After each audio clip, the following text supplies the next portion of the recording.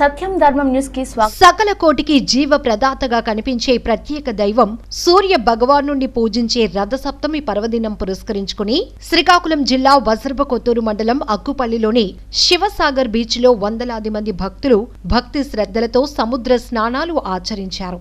శుక్రవారం తెల్లవారుజాము నుంచే సముద్ర స్నానాలకు భక్తులు పోటెత్తారు. సూర్య భగవానుడి నిజరూపాన్ని దర్శించుకున్నారు. సూర్య నారాయణుడి జపం చేస్తూ సూర్యదేవ నమో నమః అంటూ సూర్య నమస్కారాలు చేసి పత్ర పుష్ప సముద్ర తోయంతో పూజలు చేసి భక్తి పారవశ్యంతో పులకించిపోయారు.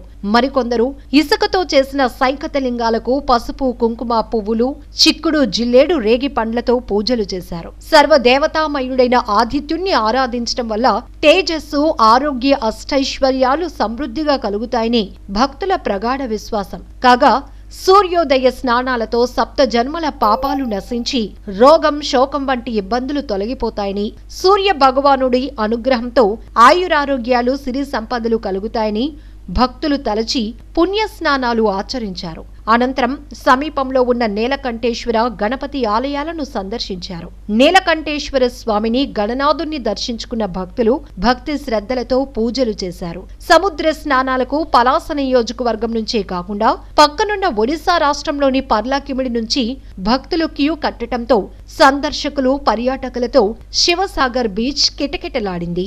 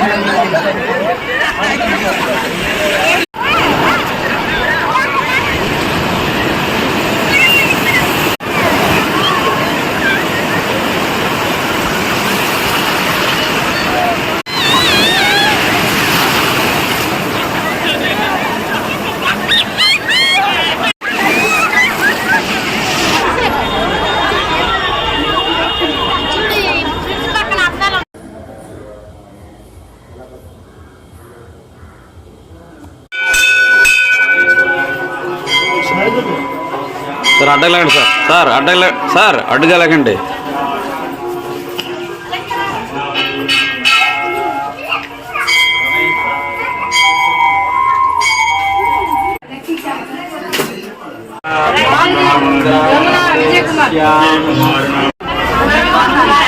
సైడ్కి రా, సైడ్కి రా, చెప్తుంటే వినరా.